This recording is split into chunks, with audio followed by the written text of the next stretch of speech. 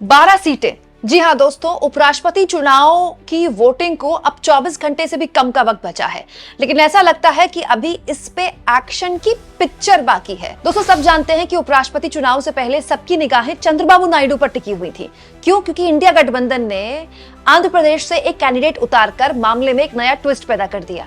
लेकिन किसी ने सपने में भी नहीं सोचा होगा कि एक्चुअली में ट्विस्ट चुनाव से पहले आएगा बिहार से।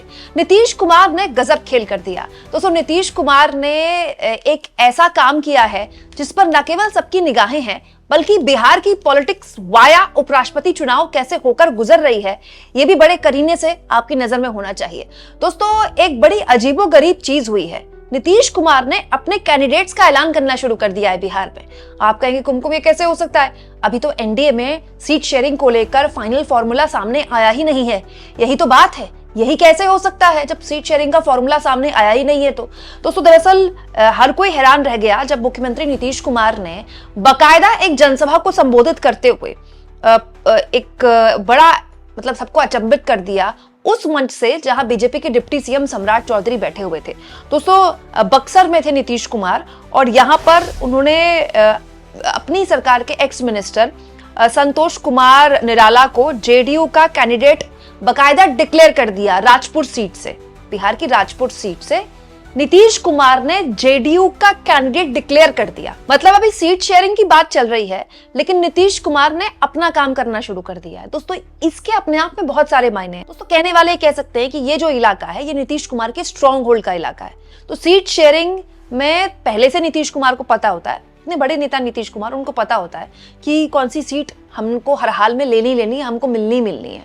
और कोई भी दल नहीं चाहता कि अपने गठबंधन का स्ट्रॉन्ग होल्ड वो ले। क्यों? क्योंकि भाई जीतने की संभावना कम हो सकती है ना, वो भी बिहार जैसे राज्य में। लेकिन दोस्तों, इससे एक चीज पता चलती है कि नीतीश कुमार के स्वास्थ्य के बारे में जितनी भी बातें बोली जाएं, जब राजनीतिक फैसले लेने होते हैं ना, तो नीतीश बाबू एकदम परफेक्ट हो जाते हैं। वो ऐसे कोई भी फैसले नहीं ले सकते सिर्फ इसीलिए कि वो बीमार है, जो कि उनको एडवर्स हो जाए, मतलब राजनीतिक तौर पर उनका कद छोटा हो जाए।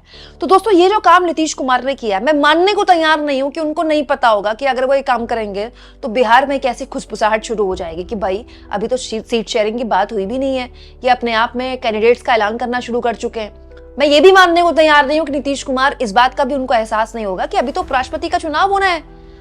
शनिवार को उन्होंने ये ऐलान किया कि नीतीश कुमार को नहीं पता था कि मंगलवार को उपराष्ट्रपति का चुनाव होना है। सबको सब कुछ पता था, लेकिन फिर भी जैसा कि मैंने आपसे कहा कि अभी उपराष्ट्रपति चुनाव की एक्शन की पिक्चर अभी आप देखिए क्या क्या खबरें आती हैं। इस बीच दोस्तों, मैं आपके सामने बिहार का पूरा आंकड़ा भी रख देती हूँ। अच्छा, लगातार चंद्रबाबू नायडू बड़े एक सबकी लेंस में रहते हैं, राजनीतिक लेंस में, कि वो सबसे बड़े गेम चेंजर हैं, किंग मेकर हैं। Of course he is the biggest ally of NDA right now, but आप नीतीश कुमार को भी हल्के में नहीं ले सकते। दोस्तों, 2024 में नीतीश कुमार की पार्टी ने एनडीए में सबसे शानदार परफॉर्म किया था। बीजेपी जो सबसे ज्यादा सीटों पर लड़ी थी, वो मात्र 12 सीटें जीत पाई, जबकि जेडीयू ने 12 सीटें जीत ली। मतलब बीजेपी के बराबर जेडीयू ने सीटें जीत ली। इनफैक्ट चिराग पासवान का भी 100% स्ट्राइक रेट रहा। 5 की 5 सीटें जो उनको दी गई थी सब जीत ली। जीतन राम मांझी को 1 सीट दी गई थी, उन्होंने भी जीत ली।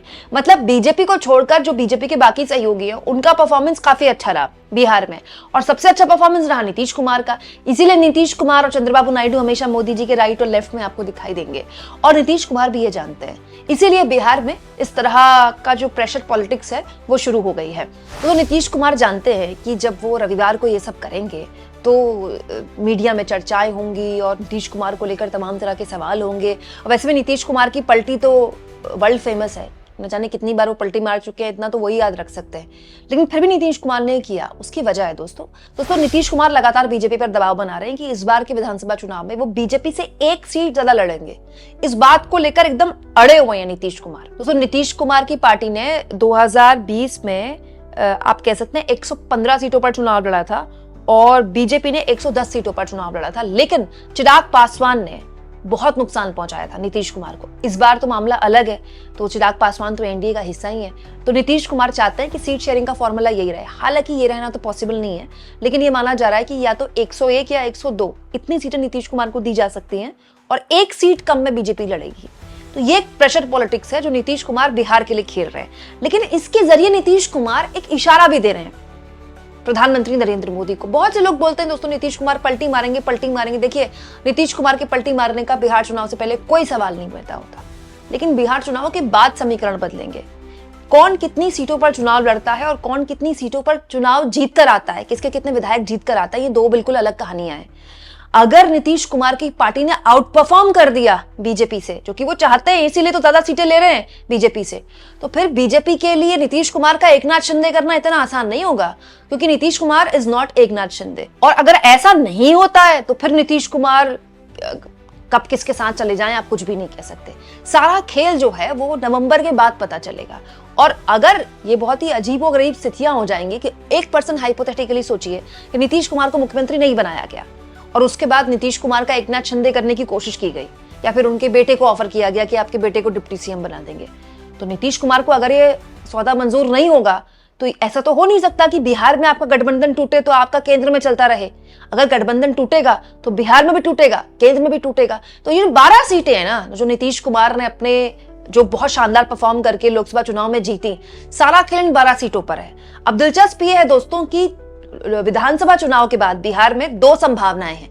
या तो नीतीश कुमार इतना आउट परफॉर्म कर दें कि बीजेपी फिर अपना छोटे भाई की भूमिका में आ जाए, या फिर नीतीश कुमार की पार्टी ही तोड़ दी जाए, जिसकी संभावना है ऐसा नहीं है कि बहुत प्रबल नहीं है, क्योंकि नीतीश कुमार के तो बहुत सारे सांसद जब लोकसभा में बोलते हैं तो पहचानना मुश्किल हो जाता है कि ये संबित पात्रा बोल रहे हैं कि नीतीश कुमार के सांसद बोल रहे हैं। दरअसल दोस्तों, उपराष्ट्रपति का चुनाव हार और जीत का चुनाव है ही नहीं।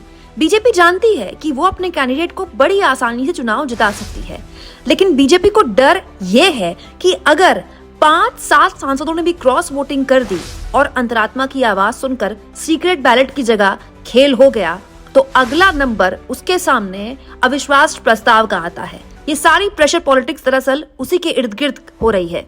लेकिन इस बीच ये सब कुछ जैसे उपराष्ट्रपति चुनाव से पहले हो रहा है, ये सबसे दिलचस्प है दोस्तों। आपको क्या लगता है दोस्तों, इस तरह की खबरें जब मोदी जी के कानों में पड़ती होंगी तो वो क्या सोचते होंगे? कमेंट बॉक्स में जरूर लिखें, और जितना हो सके चैनल को शेयर भी करें, सब्सक्राइब भी करें। और दोस्तों, मेरी आप लोगों से बार बार गुजारिश होती है, थैंक्स और ज्वाइन का इस्तेमाल जरूर किया करें, क्योंकि इसी के जरिए आप मेरे फ्री जर्नलिज्म को आर्थिक तौर पर सपोर्ट कर सकते हैं, जो कि आज के वक्त में करना यकीन मानिए बहुत मुश्किल हो गया है। इसके अलावा आप सभी के सोशल मीडिया प्लेटफॉर्म्स भी हैं दोस्तों, Instagram, Facebook, social media x, आप इस तरह के प्लेटफॉर्म्स यूज करते हैं, व्हाट्सएप। अगर आपको कोई खबर अच्छी लगे तो आप उसका लिंक अपने सोशल मीडिया प्लेटफॉर्म्स में शेयर भी करा करें, क्योंकि इसके जरिए हम अपना एक सोशल मीडिया नेटवर्क उसके जरिए इस्तेमाल कर सकते हैं, जिसके जरिए लोगों को सही और सच्ची खबरें मिले।